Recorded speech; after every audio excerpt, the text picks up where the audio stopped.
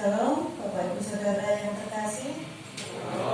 Puji nama Tuhan, kita masih diberikan kesempatan untuk kita bersama-sama datang kepada Tuhan dengan sepenuh hati kita. Dan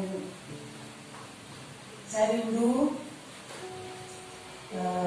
dalam pujian ini merupakan jendela, bahkan bisa dikatakan pintu untuk kita masuk ke hadirat Tuhan. Di dalam setiap kata-kata, di dalam syair lagu ada kuasa untuk kita boleh datang kepada Tuhan. Bahkan di dalam lagu dunia pun ada banyak orang yang mendalami makna dari lagu itu. Terlebih-lebih kita di sini, kita akan datang ke hadirat Tuhan, dan pujian ini merupakan doa kita kepada Tuhan, permohonan kita kepada Tuhan. Mari kita bangkit berdiri, kita datang kepada Tuhan bagaikan tanah kering yang merindukan hujan, seperti rusa yang haus rindu aliran sungai.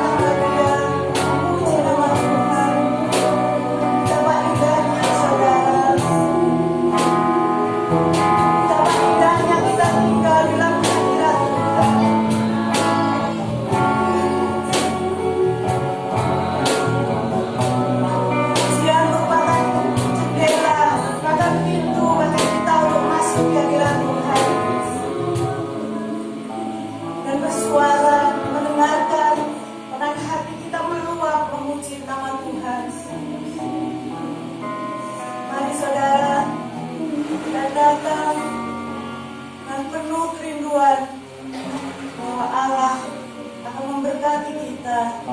Roh Kudus akan mengurapi setiap hati kita. Maka kita akan masuk lebih dalam lagi dekat di hadirat Tuhan, merasakan jamaah Roh Suci, dan biarlah kita dipenuhi oleh Roh Suci itu. Penuhi sekarang Tuhan, penuhi hati kami.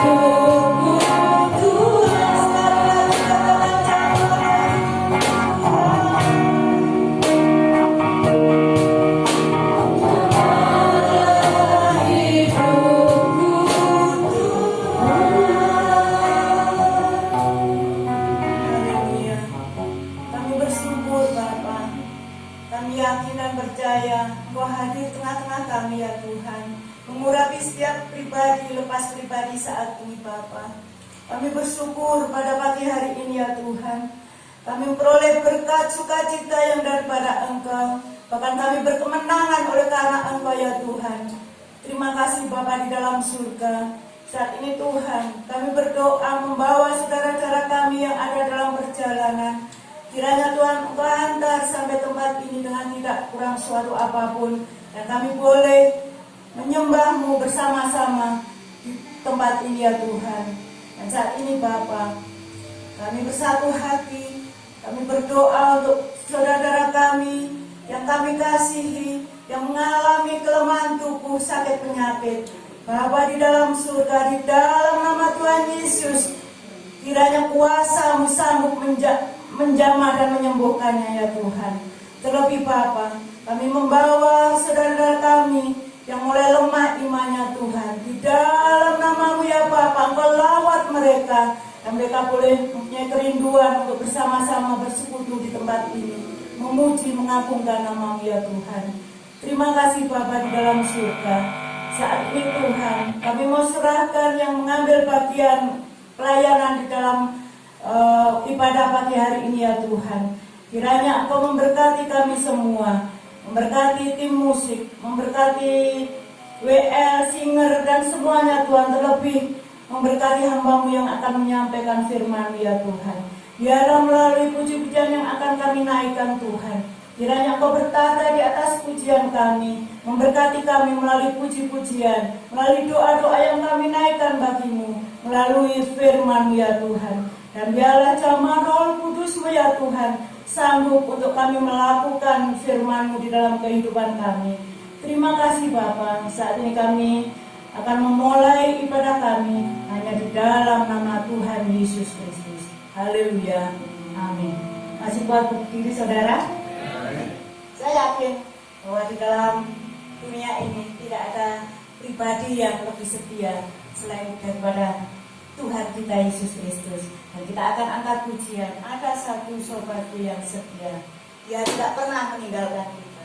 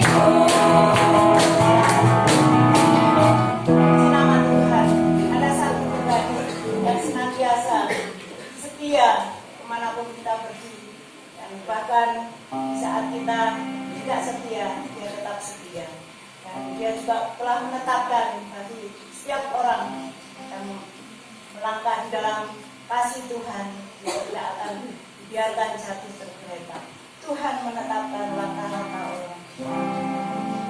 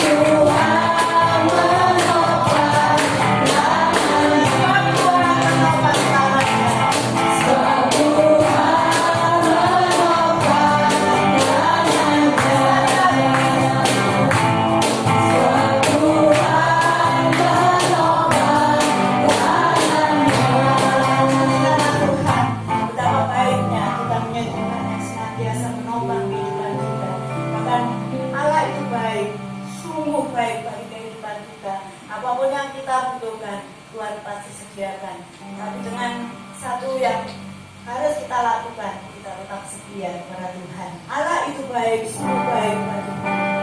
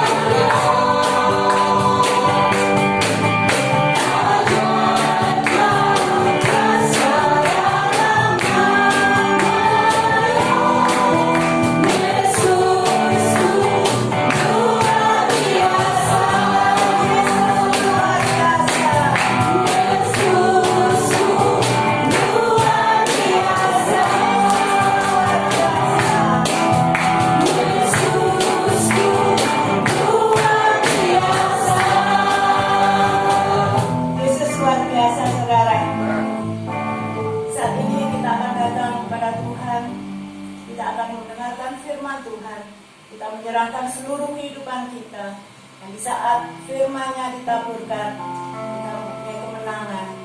Karena Tuhanlah kita ada saat ini, dan tidak ada yang mustahil bagi Dia, tidak ada yang tak mungkin bagi Dia, dan mujizatnya akan disediakan bagi kita. Mari kita akan ujian, lihat diri saat Tuhan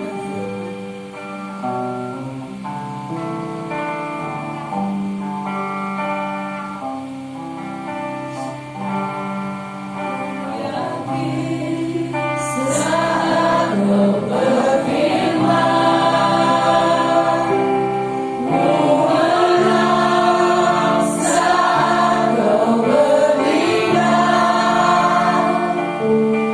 Hidupku hanya di teduh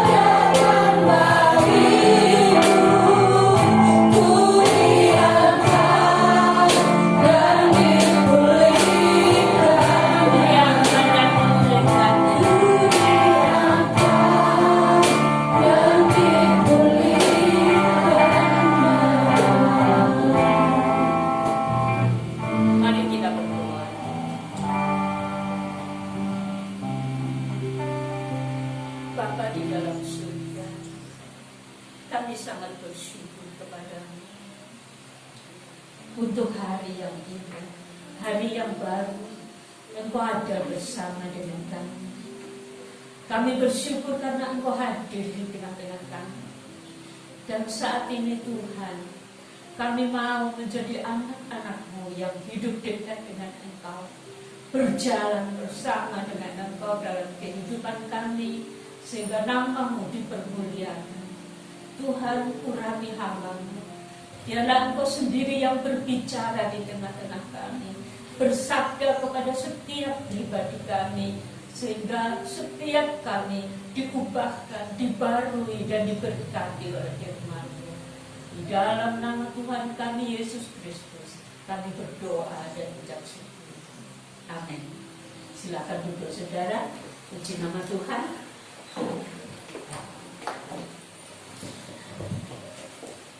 Sesuatu yang indah kalau kita boleh bersama-sama dengan Tuhan, berjalan bersama dengan Tuhan, hidup menjadi berkat. Di sana ada beberapa banyak ayat, tetapi kita akan membuka saja yang Mazmur 37 ayat 23 dan 24. Mazmur 37 ayat 23 dan 24. Tuhan menetapkan langkah-langkah orang yang hidupnya berkenan kepadanya. Apabila ia jatuh, tidak sampai tergeletak, sebab Tuhan menopang tangannya. Berjalan bersama dengan Tuhan, nampaknya, apalagi bagi orang di luar sana, itu sesuatu yang tidak mungkin.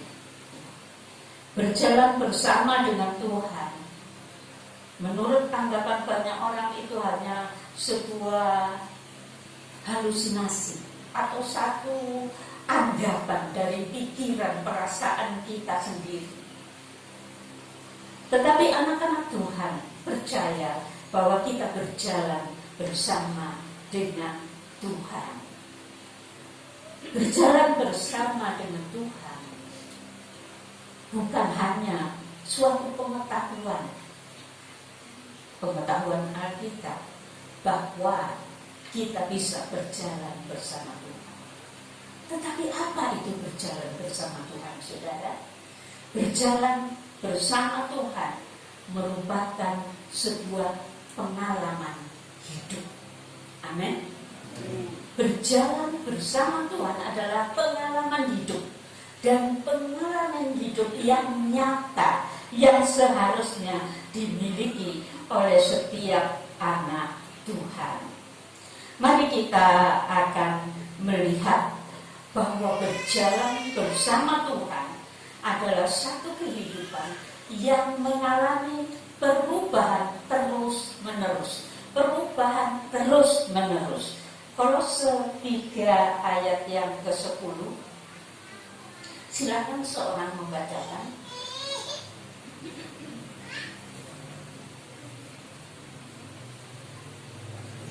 Kolose 3 ayat 10, silakan membacakan, saudara.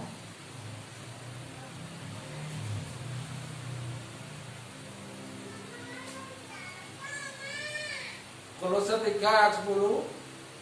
Dan telah mengenalkan manusia baru yang terus-menerus diperbarui untuk memperoleh pengetahuan yang benar menurut gambar kaliknya. Menjadi manusia baru dan terus-menerus diperbarui. Berarti jika kita hidup berjalan bersama Tuhan, maka hidup kita akan mengalami perubahan terus-menerus sampai kepada kehidupan kekal nanti. Nah, mungkin saudara bisa melihat kehidupan saudara dari hari ke hari. Apakah setahun yang lalu dengan sekarang sudah berbeda hidup saya?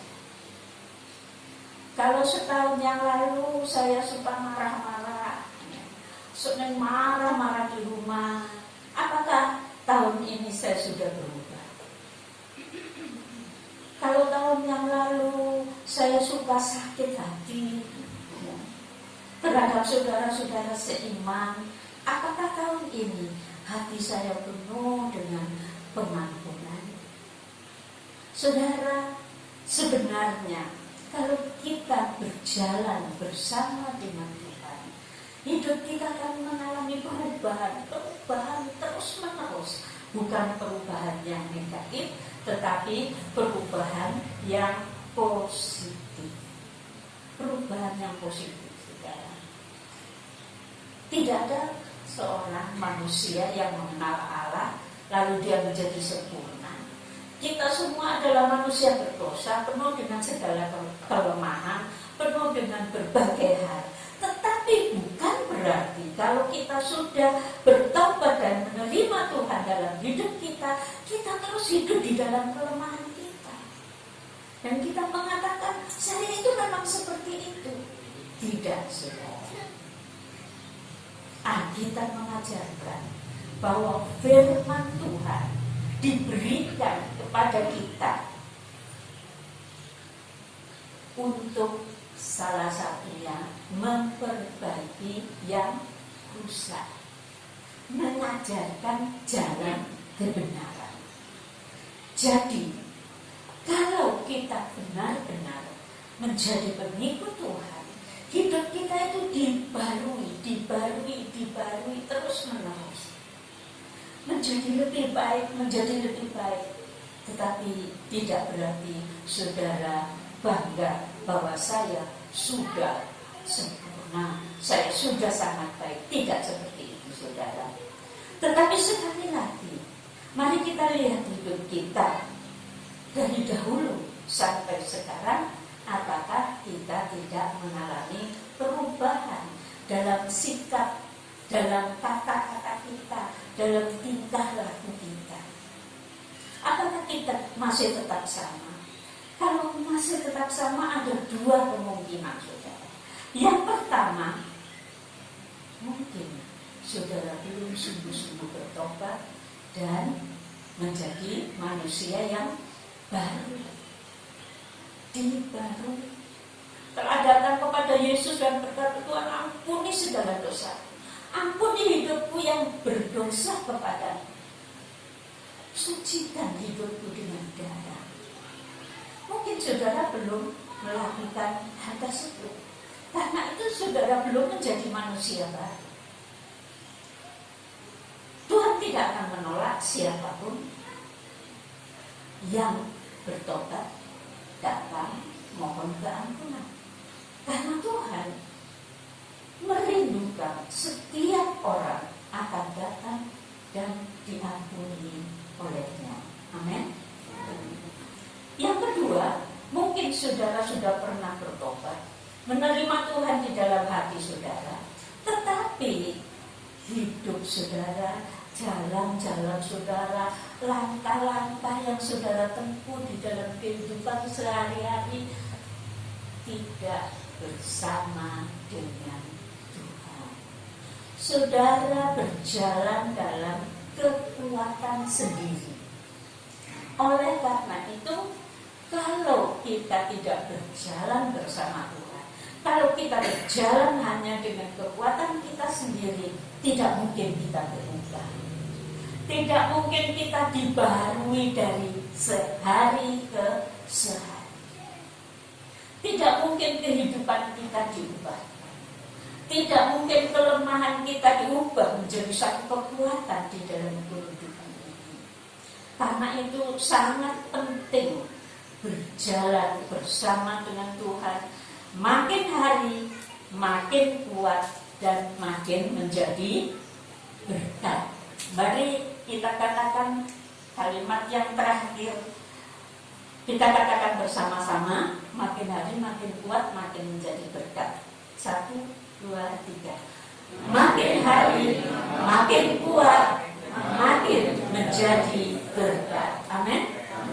Saudara rindu seperti itu? Tuhan Tuhan merindukan saudara seperti itu. Tuhan merindukan saudara diubahkan dari hari ke hari, makin kuat dan makin menjadi berkat. Kalau tadi kita baca, tadi kita nyanyikan juga, nyanyian itu bahwa Tuhan menetapkan langkah-langkah orang yang hidupnya berkenan kepada Tuhan. Kata Tuhan menetapkan langkah itu menunjuk pada satu kata irama, saudara. Jadi kalau berjalan bersama Tuhan itu berarti berjalan seirama dengan Tuhan. Kalau kita lihat misalkan tentara yang sedang berbaris, mereka berbaris dengan satu irama nyanyian, ya, nyanyian yang dinyanyikan bersama, dan langkah mereka tepat seperti irama. Semuanya akan membawa langkahnya tepat persis seperti irama itu. Jadi nampak bahwa kesatuan mereka begitu kuat, begitu kokoh, ya. Dan mereka berjalan dengan gagahnya melakukan sesuatu sesuai dengan apa yang sudah ditetapkan oleh pemimpin mereka. Kalau kita mengatakan berjalan seirama dengan Tuhan, Tuhanlah yang memiliki irama. Tuhan mau langkah-langkah yang kita jalani dalam hidup kita itu seirama dengan Tuhan. Kalau kita nyanyi bersama saja, saudara dan saya harus mengikuti irama yang ada, yang dibuat oleh pembuat nyanyian tersebut. Kalau saudara memakai irama sendiri, masing-masing pakai irama sendiri, bagaimana saudara? Nyanyian itu tidak menjadi indah, kacau saudara, karena masing-masing berada dalam iramanya sendiri. Kita sebagai anak-anak Tuhan, kalau hidup kita tidak seirama dengan Dia, kacau saudara. Hidup saudara sendiri kacau, tidak ada damai sejahtera. Hidup saudara tidak menjadi berkat bagi orang lain. Orang yang tidak usah orang jauh-jauh saudara, terutama saudara melihat orang yang di dekat saudara. Mungkin itu orang tua, mungkin itu saudara, mungkin itu anak, mungkin itu kakak adik. Apakah orang yang di dekat saudara ini merasakan berkat dari hidup saudara? Itulah yang Tuhan mau, saudara. Orang-orang yang satu pekerjaan, orang-orang yang dekat dengan saudara, yang tiap hari bersama saudara, adakah mereka bisa merasakan bahwa hidupmu itu seirama dengan kasih Allah? Seirama dengan Allah adalah seirama dengan kasih Allah, karena Allah itu kasih adanya. Kalau dikatakan dalam Mazmur 37 ayat 31, kita juga baca, seirama dengan Tuhan adalah seturut firman Tuhan. Seturut firman Tuhan. Firman Tuhan mengajarkan hukum yang pertama dan utama adalah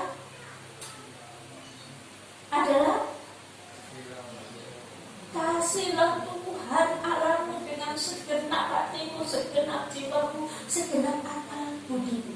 Yang kedua apa saudara? Kasihlah sesamamu manusia seperti kamu mengasihi dirimu sendiri. Kalau di rumah saudara, engkau tidak bisa mengasihi keluarga yang ada di sana, berarti saudara tidak sedang hidup seirama dengan Tuhan. berarti saudara tidak berjalan bersama dengan Tuhan. Kata-kata yang keluar dari mulut kita adalah kata-kata kasih yang menjadi berkat. Tuhan Yesus menekankan hal itu dalam hidup kita.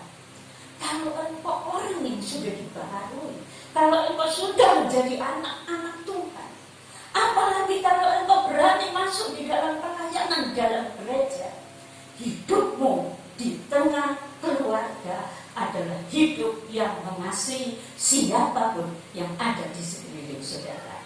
Amin. Nah, kalau saudara mengasihi mereka, tentu saudara tidak akan tega mengatakan yang jelek tentang mereka. Saudara tidak akan menolong mereka, saudara tidak akan merendahkan mereka, tetapi saudara akan mengeluarkan kata-kata yang menyatakan kasih saudara kepada mereka. Marilah hidup dalam kasih. Dan biarlah tujuan hidup saudara dan saya adalah tujuan hidup menjadi berkat, menyatakan kasih kepada semua orang. Ada seorang dokter ini orang yang pandai, dan dia sedang bekerja di sebuah rumah sakit, saudara. Dan dia berhasil di sana apa yang dikerjakannya, sehingga dia akan diangkat menjadi kepala rumah sakit yang besar yang terkenal. Tetapi sementara dia sedang akan diangkat, ada satu tawaran lain. Tawaran itu mengatakan,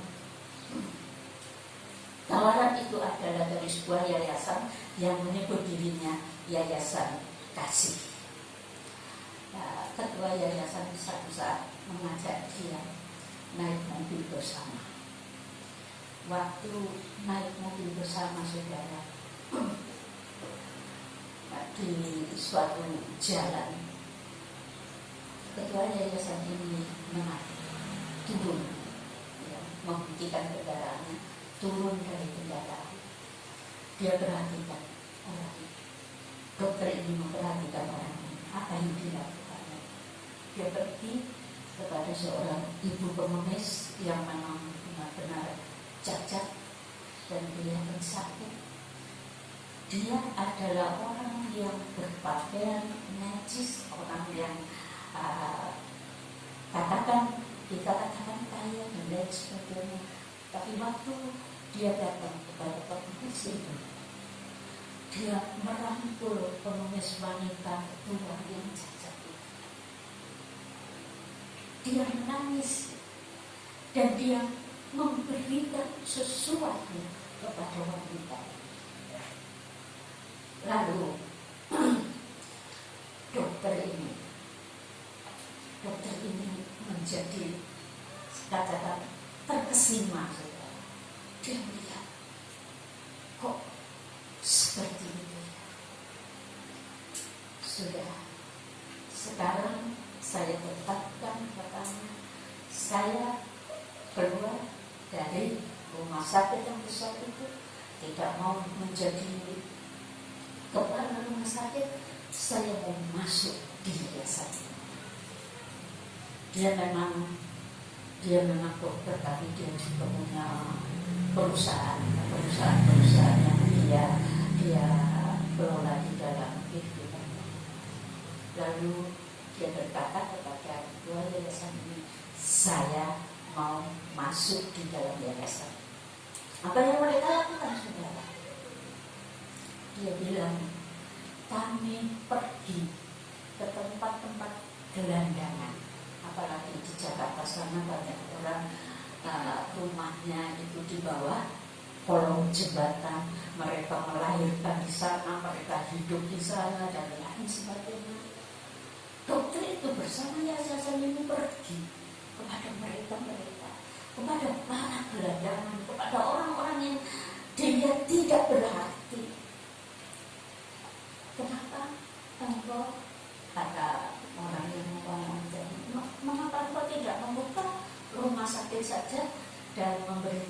kesempatan kepada gelandangan untuk berobat ke rumah sakit. Kalau saya membuka rumah sakit, dia katakan, para gelandangan tidak akan pergi, tidak akan berani pergi ke rumah sakit saya. Tapi saya yang harus pergi kepada mereka, mengobati mereka, menolong mereka, berbuat baik kepada mereka. Itulah kasih, saudara. Amin. Kasih itu tidak mementingkan diri sendiri. Kasih itu tidak berpikir keuntungan diri sendiri. Kasih itu tidak membanggakan diri sendiri. Kasih itu rela berkorban. Seperti kasih Yesus. Seperti kasih Yesus. Mungkin saudara dan saya tidak dipanggil seperti dokter tadi. Tetapi setiap kita dipanggil untuk hidup menjadi berkat bagi orang lain. Amin. Untuk kata-kata yang keluar dari mulut kita adalah kata-kata yang penuh dengan berkat. Kata-kata yang membangkitkan semangat. Apa yang kita lakukan dalam hidup adalah sesuatu yang benar-benar mengasihi orang lain, bukan mengasihi diri sendiri. Bukan berpusat pada diri sendiri, tetapi berpusat untuk menjadi berkat. Nah, marilah kita belajar dari kehidupan orang muda sebenarnya. Tetapi dia menjadi orang yang luar biasa. Alkitab menceritakannya itu di dalam Kejadian pasal 39.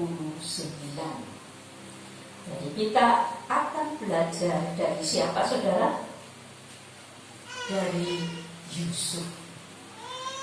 Mari kita buka Kejadian 39.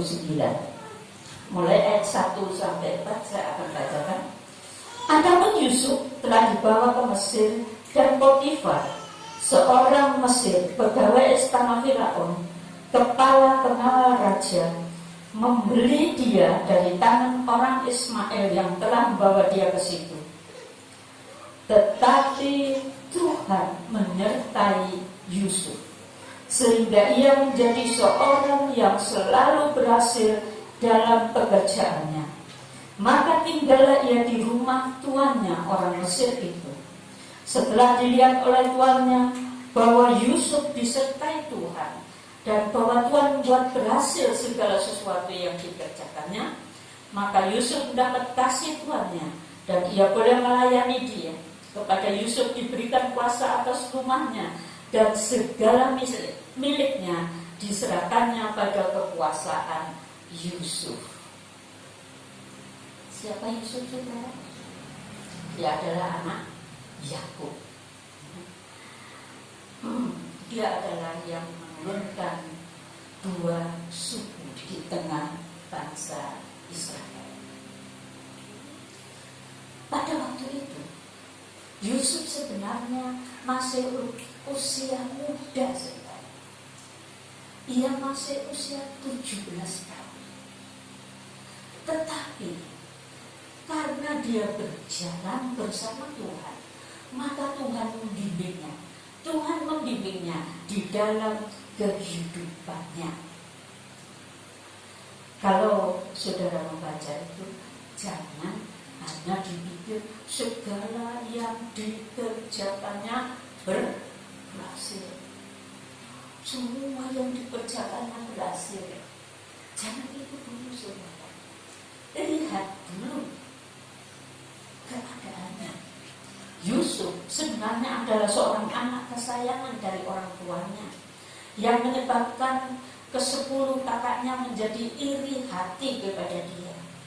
Dan satu saat waktu dia disuruh oleh orang tuanya untuk membawakan makanan dan semua yang diperlukan oleh kakak-kakaknya yang sedang mengembalakan domba dari satu tempat ke tempat yang lain, ia pergi ke sana dengan jubah yang sangat indah yang diberikan oleh orang tuanya kepadanya. Saudara, saat itu kakak-kakaknya yang iri, kakak-kakaknya yang membenci dia, menanggapi kedatangan Yusuf bukan dengan senang dibawakan segalanya, tetapi mereka berunding. Waktu mereka melihat Yusuf dari jauh, ayo kita bunuh anak. Kemudian mereka sudah rundingan lalu Yusuf dekat kepada mereka. Nah, tetapi salah satu, yaitu kakaknya yang paling tua, mengatakan, jangan dibunuh, masukkan saja ke dalam sumur, ya, di ladang atau di padang rumput itu banyak sumur-sumur, dan ada sumur-sumur yang kering, yang tidak ada airnya di sana. Masukkan saja di sumur sana, jangan dibunuh dia. Apa tujuannya? Tujuan dari rutin kakaknya itu, nanti kalau adik-adik saya sudah pergi ke tempat lain, saya akan pergi mencari dia, saya akan keluarkan dia dari sumur. Tapi waktu mereka sudah masukkan dalam sumur, mereka melihat ada rombongan orang Midian yang sedang berjalan, ya. Mereka para pedagang. Lalu ada yang mengatakan, lebih baik daripada dia mati di sana, kita jual saja kepada orang Midian jadi budak, saudara. Dan kemudian Yusuf diambil lagi, lalu dijual jadi budak, dibawa ke negeri Mesir. Ingat, budak pada zaman itu adalah manusia yang tidak berharga sama sekali. Mereka bisa diperlakukan lebih jelek dari binatang. Yusuf dari anak kesayangan, dari kehidupan yang cukup, dari keadaan yang menyenangkan. Yusuf yang mendapat mimpi dari Allah bahwa nanti satu kali kelak saudara-saudaranya, orang tuanya akan menyembah dia. Yusuf yang hidup dekat Allah. Saat itu dari keadaan yang seperti itu berubah menjadi seorang budak. Sekali lagi, jangan diharapkan perkara-perkara yang jasmani saja. Kalau Yusuf hanya berharap kepenuhan yang jasmani, kesenangan yang jasmani saja, waktu Yusuf dijadikan budak, jiwanya akan mengalami gejolak yang luar biasa. Tetapi tidak. Yusuf tahu hidup bersama dengan Tuhan. Hidupnya sehari-hari dibawa kepada Tuhan, dekat dengan Tuhan.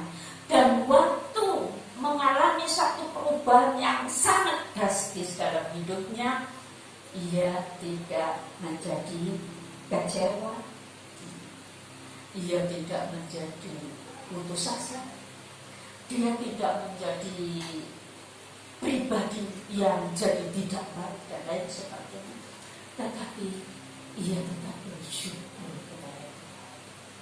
Dia percaya bahwa sesuatu yang tidak baik yang datang kepadanya ada dalam rencana Allah. Hidup bersama Tuhan bukan berarti hidup senang terus, hidup mewah terus, hidup enak terus. Tidak, saudara. Hidup bersama Tuhan mengalami irama kehidupan bermacam-macam. Kalau irama nyanyian itu lurus gitu saja, satu gitu saja, enak nggak, saudara? Itu tidak. Hidup bersama Tuhan adalah hidup dalam sebuah irama kehidupan yang Tuhan tempatkan. Dan saat itu irama kehidupan Yusuf adalah menjadi budak. Tetapi saat ia menjadi budak, ia tetap mendekatkan diri kepada Allah. Sehingga tadi kita baca bahwa setelah dilihat oleh tuannya bahwa Yusuf disertai Tuhan, Dan bahwa Tuhan buat berhasil segala sesuatu yang dikerjakannya. Orang lain bisa melihat bahwa Yusuf disertai Tuhan. Dan semua yang dikerjakannya berhasil. Ini saudara, walaupun dari anak yang sangat dikasihi oleh orang tuanya karena dilahirkan pada masa tuanya, Yusuf langsung menjadi apa saudara? Budak. Saat ia menjadi budak, ia tidak kecewa, ia tidak putus asa, ia tetap mengucap syukur. Ia tetap mengucap syukur sebab ia tahu ada rencana yang indah kayak apa. Ia tetap mengucap syukur dan dia membawa dirinya dekat dengan Allah. Dia kerjakan semua pekerjaannya dengan rajin dan bertanggung jawab. Kadang-kadang orang mungkin jatuh dalam usahanya, orang-orang mengalami, apalagi pada masa ini saudara, gaji yang dulu mungkin 4 juta sekarang jadi 2 juta begitu dan lain sebagainya. Lalu mulai merasa apa ya? Yes, saya nggak akan rajin, saya tak kerja sekarang itu gitu ya. Tidak seperti itu. Walaupun Yusuf jadi budak, ia bekerja dengan rajin dan ia bertanggung jawab. Tidak mungkin usaha atau pekerjaan Yusuf yang dikerjakannya berhasil kalau Yusuf malas. Kalau Yusuf kecewa dan tidak mau bekerja dengan baik, saudara, Yusuf tetap menjadi seorang anak Tuhan yang hidupnya melekat kepada Tuhan. Kemudian dalam keberhasilan Yusuf sebenarnya bukan untuk dirinya sendiri, saudara, karena dia budak. Semua yang dia berhasil itu adalah menjadi milik tuannya. Tapi Yusuf tahu untuk menjadi orang yang kerja rajin dan bertanggung jawab, saudara. Dan setelah ia dijadikan seperti wakil dari tuannya, semua pekerjaan di rumah tuannya atau pekerjaan yang dilakukan oleh para budak-budak di sana semuanya diserahkan kepada Yusuf. Yusuf seperti mulai terangkat saudara. Dan pada saat kita terangkat, kadang-kadang kita menjadi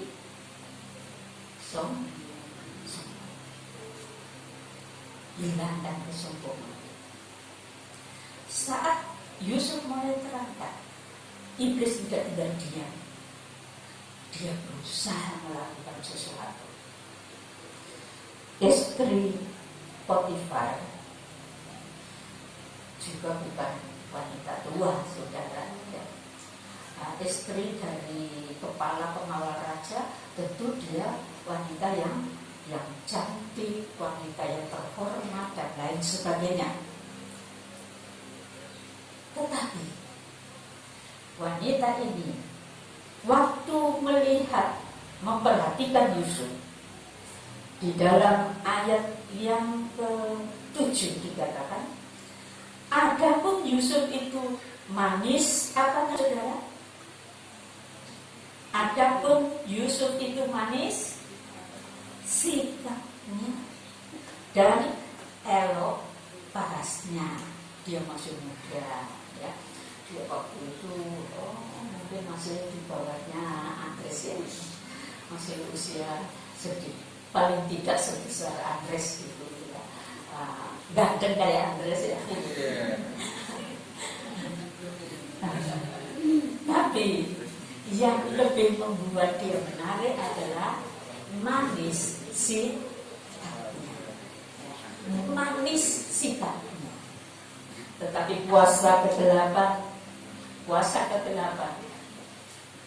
berusaha menjadikan hal itu untuk menjatuhkan Yusuf. Tetapi bagaimana sikap Yusuf? Kita baca ayat 7. Sedang beberapa waktu istri tuannya memanggil Yusuf dengan berai, lalu katanya, marilah tidur dengan aku. Tetapi Yusuf menolak dan berkata kepada istri tuannya itu, dengan bantuanku, tuanku itu tidak lagi mengatur apa-apa yang ada di rumah ini, dan dia telah menyerahkan segala miliknya pada kekuasaanku. Bahkan di rumah ini, ia tidak lebih besar kuasanya daripadaku, dan tiada yang tidak diserahkannya kepadaku selain daripada engkau, sebab engkau istrinya. Sekarang perhatikan kalimat yang berikut. Bagaimanakah mungkin aku melakukan kejahatan yang besar ini dan berbuat dosa terhadap Allah? Bagaimanakah mungkin aku melakukan kejahatan ini? Aku berdosa kepada Allah. Istri Potifar yang mulai jatuh cinta kepadanya, ngotot dari hari ke hari membujuk Yusuf, dari hari ke hari membujuk Yusuf. Tetapi Yusuf tahu menempatkan diri dengan tepat dalam hidup. Kalau seandainya Yusuf mau dengan istri Potifar, mungkin istri Potifar akan menunggu orang untuk pergi membunuh suaminya, dan Yusuf akan menjadi suaminya. Dia akan menjadi orang yang kaya raya. Tetapi Yusuf agamanya tidak seperti itu. Yusuf dekat dengan Allah. Dia tidak mau berdosa. Dia tidak mau melakukan kehidupan seksual yang tidak benar, sebab dia pandang itu adalah kejahatan. Kejahatan di mata Allah dan kejahatan di mata Yusuf. Dia menghargai Allah sebegitu rupa, dan dia menghargai Potifar, tuannya, sebegitu rupa. Saudara, kasih kepada Allah, kasih kepada sesama. Kalau saudara mengatakan aku mengasihi Allah, tapi saudara tidak mengasihi sesama, kata Yakobus, itu adalah suatu hal yang tidak mungkin. Jadi ingatlah saudara, tidak mungkin saudara mengatakan dirimu mengasihi Allah, tapi engkau tidak mengasihi orang yang ada di sekitar. Engkau tidak mengampuni mereka, engkau tidak berbuat baik kepada mereka, engkau tidak peduli kepada mereka. Bahkan kata-kata yang keluar dari mulutmu adalah kata-kata yang menjatuhkan orang lain, membuat orang lain sedih, membuat orang lain sakit hati, dan lain sebagainya. Tidak mungkin saudara mengasihi Allah dan tidak mengasihi sesama. Jelas saudara? Kalau kita mengasihi Allah seperti Yusuf juga mengasihi sesama. Yusuf sangat menghargai Potifar, mengasihi Potifar. Dia juga mengasihi Allah, sebab itu dia tidak mau berbuat dosa dan kejahatan. Marilah kita hidup seperti itu saudara. Kalau kita mendekatkan diri kepada Allah, maka kita akan menjadi orang-orang yang mengasihi Allah, mengasihi Allah, berusaha menyenangkan hati Allah. Dan saat itu juga, bersama itu juga kita mengasihi sesama kita, siapapun dia, siapapun dia. Tuhan ingin kita mengasihi Allah dan mengasihi sesama. Tetapi apa yang terjadi saudara? Karena penolakannya terhadap dosa justru membawa dia masuk penjara. Sudah jadi budak, baru naik sedikit, tanpa salah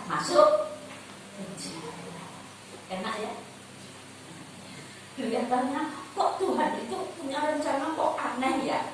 Kok aneh ya? Tapi saudara, perhatikan. Karena Yusuf dalam keadaan apapun, dia tetap bersyukur kepada Allah, dia tetap menyerahkan diri kepadanya. Kita baca ayat 21.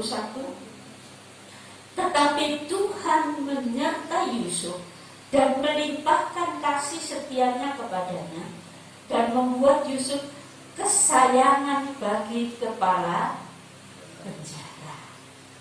Jadi orang yang di penjara jadi narapidana tanpa diadili apa salahnya.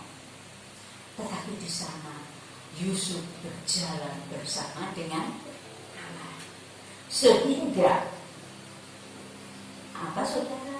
Dia menjadi orang yang menjadi kesayangan kepala penjara.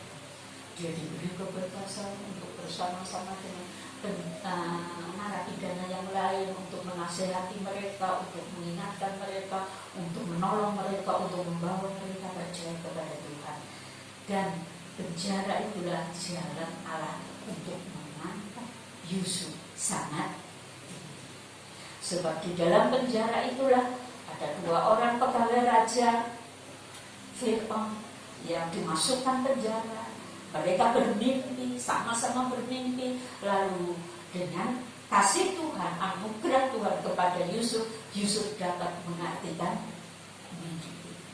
Tapi jangan harap waktu dia bisa mengartikan mimpi dan memberitahu kepada orang itu, dan orang itu akhirnya yang satu dihukum mati, yang satu kembali kepada pekerjaannya. Yusuf sudah mengatakan, aku ini ada di penjara tanpa salah. Mari kalau engkau sampai di raja, tolong sampaikan keadaanku supaya aku tertolong. Tapi saudara, dia harus mendekam di penjara berapa tahun lagi? 2 tahun lagi. 2 tahun lagi.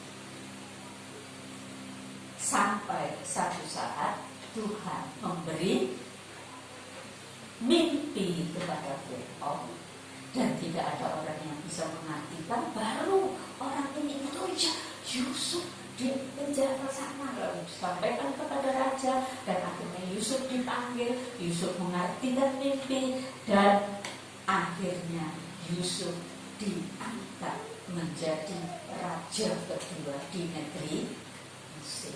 Lihat saudara, jalannya, iramanya yang seperti itu. Kalau saudara dalam hidup ini mengalami suatu keadaan yang kelihatannya turun, mari ingatlah itu suatu irama yang Allah sediakan bagi hidup saudara, untuk nanti saudara mencapai sesuatu yang Allah kehendaki. Tetapi tujuan saudara tidak boleh salah. Kalau tujuan saudara untuk menjadi kaya raya, tujuan saudara untuk menjadi berkedudukan, maka tidak akan ada irama yang indah, karena saudara tidak sedang bersama dengan Allah. Marilah kita baca ayat yang terakhir dalam Kejadian 45 ayat 7 dan 8.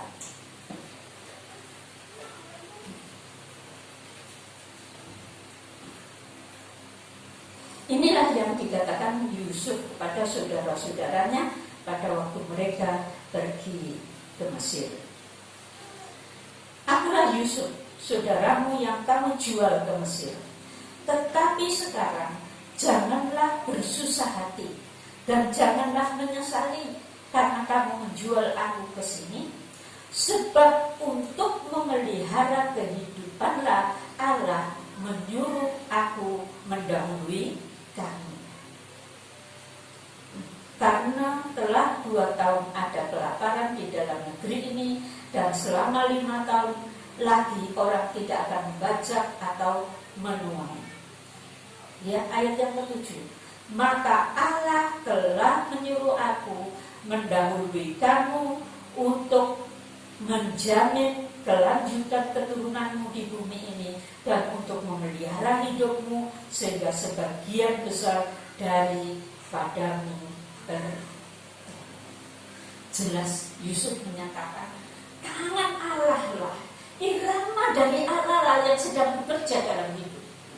Allah yang sedang memimpin aku lebih dahulu di tempat ini, walaupun kamu menjual aku menjadi budak.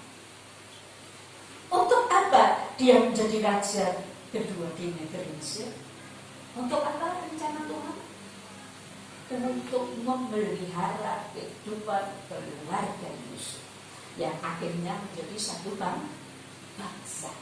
Bukan hanya itu, untuk memelihara kehidupan banyak orang di negara-negara di sekeliling sana. Karena terjadi bahaya kelaparan 7 tahun lamanya.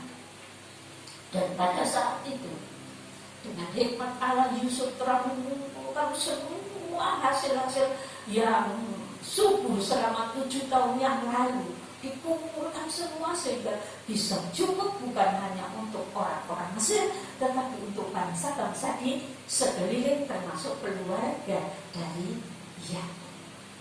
Saudara, kita dipimpin Allah, disertai Allah, supaya kita menjadi berkat, menjadi berkat bagi orang lain. Amin. Dan saya senang kalau saudara adalah orang-orang yang rindu menjadi berkat bagi banyak orang. Tapi saudara tidak akan menjadi berkat bagi banyak orang jikalau saudara tidak jadi Allah lebih dahulu dalam hidup sehari. Jikalau hidup saudara tidak seirama dengan irama yang Allah tentukan dalam hidup saudara. Tuhan punya irama yang indah buat masing-masing kita, saudara. Tetapi terletak keputusan saudara. Saya mau jadi berkat bagi orang lain. Saya mau mengasihi Allah dan mengasihi sesama, atau saya mau mementingkan diri sendiri. Kalau saudara tidak mau mencari Allah, kalau saudara mementingkan diri sendiri, semuanya akan hancur. Mungkin saudara akan galau. Mungkin jiwa saudara akan mengalami keadaan yang tidak sehat. Tetapi saat engkau menyerahkan hidup kepada Tuhan dengan sungguh-sungguh, bertobat dari segala dosa, menyerahkan hidup kepadanya, dan tiap hari mendekatkan diri kepadanya, mohon pimpinan Roh Kudus, maka saudara akan dipakai Allah untuk kemuliaan Allah. Amin. Saudara akan menjadi berkat bagi orang lain. Tetapi untuk menjadi berkat bagi orang lain, saudara lebih dahulu harus dekat dengan Tuhan. Dekat dengan Tuhan dalam hidup sehari-hari. Baiklah, mari kita menyerahkan hidup ini kepada Tuhan. Jangan menuruti kehendak sendiri, tapi serahkan hidup kepada Tuhan. Dan biarlah tiap langkah kita dipimpin oleh Tuhan. Mari kita nyanyikan itu, tiap langkahku ku tahu yang Tuhan pimpin.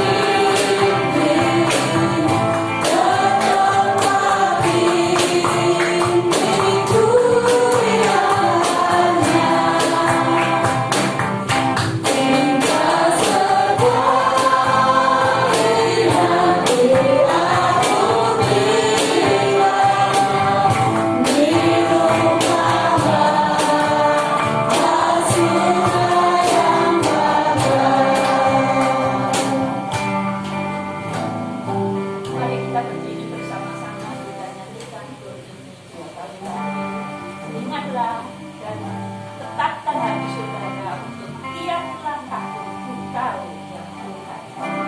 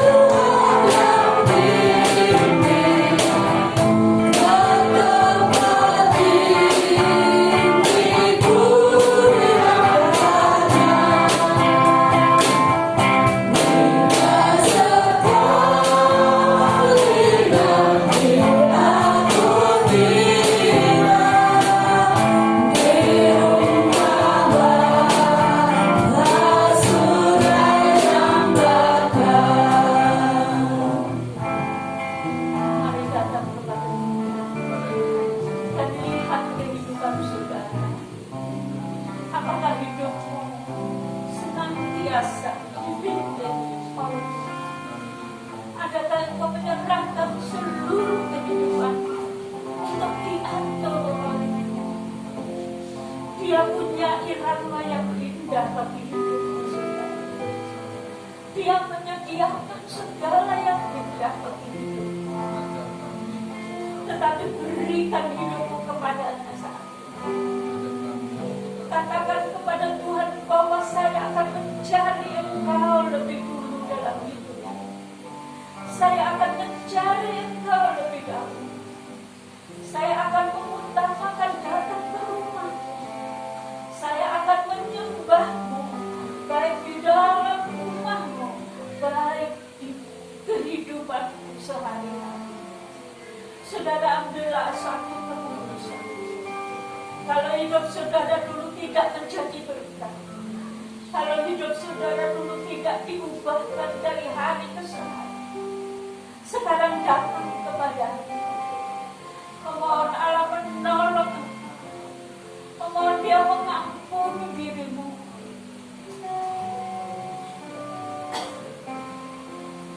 Memohon Dia untuk menolong berubah dalam hidup ini. Lebih hari lebih dekat Tuhan, lebih hari lebih mengasihi Tuhan, lebih hari lebih mengasihi sesama. Tuhan beserta dengan kita semua. Tuhan akan memberi kekuatan, Tuhan akan melindungi, Tuhan akan menyertai, Tuhan akan memberkati saudara. Tetapi serahkan hidupmu kepada Tuhan, akan menolong hidupmu, dan hidupmu menjadi indah di hadapan. Hidup saudara menjadi indah, dan saudara akan menikmati seperti Yusuf menikmatinya. dalam berbagai irama kehidupannya, kita juga dapat menikmati. Serahkan hidupnya dengan sungguh-sungguh kepada Tuhan. Tuhan menyertai saudara. Mari kita nyanyikan sekali lagi. Kita katakan tiap langkahku diatur.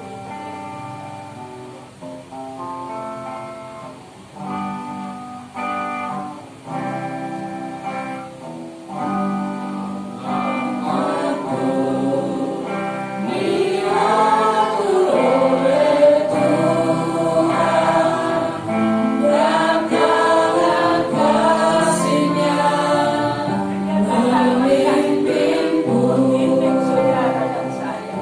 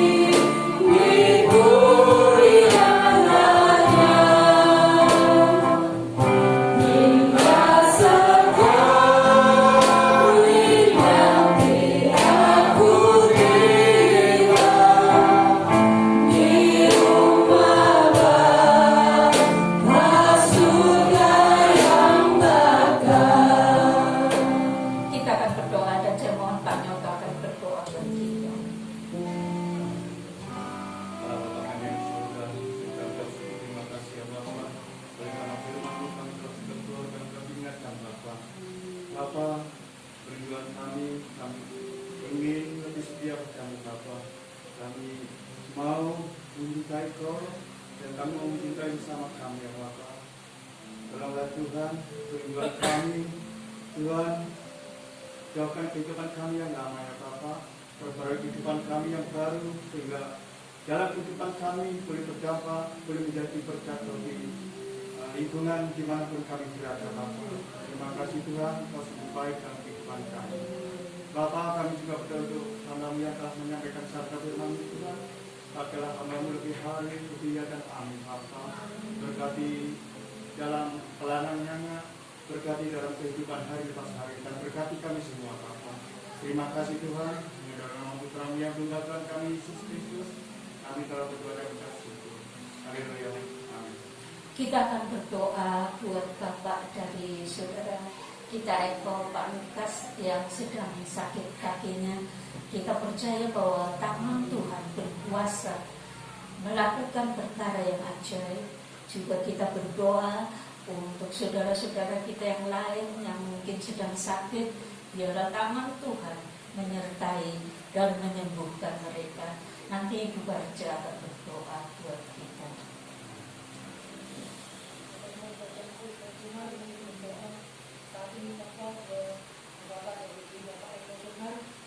Kami percaya Tuhan bahwa kuasa ada yang membangkit Tuhan dan menyembuhkan Tuhan. Bagi setiap orang yang percaya kepada Tuhan dan dalam meminta kepada Tuhan. Tuhan, saat ini kami berdoa bahwa Engkau Bapa yang menjamah setiap sakit badan kakinya Tuhan. Kami percaya Tuhan, Engkau sanggup untuk melakukan dan mengasihi anak-Mu Tuhan. Dan kami berdoa supaya Tuhan kami percaya ada rencana-Mu yang indah bagi kehidupan dari Bapak dari Bapak Eko Tuhan, dan kami percaya Tuhan bahwa Engkau sanggup untuk menjamah dia secara Engkau juga sanggup untuk menjamah setiap sakit penyakit dalam diri anak-anak-Mu dimanapun kami berada Tuhan, di gereja ini dimanapun Tuhan siapa saja yang membutuhkan penyembuhan kesembuhan daripada Engkau. Kami percaya Tuhan, ketika kami percaya kepada Engkau, kami berharap kepada Engkau ada jalan-jalan-Mu yang berindah dalam kehidupan kami, ada doa tangan kuasa-Mu yang memegang kehidupan kami Tuhan, menyertai setiap tanggal kehidupan kami Tuhan, dan kami percaya ada rencana-Mu yang terindah yang tersediakan Tuhan.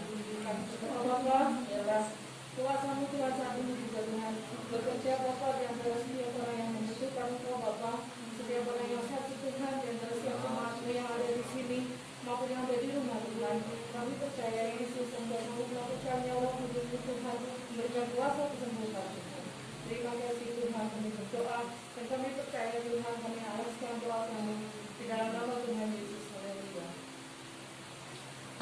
saudara di dalam Tuhan.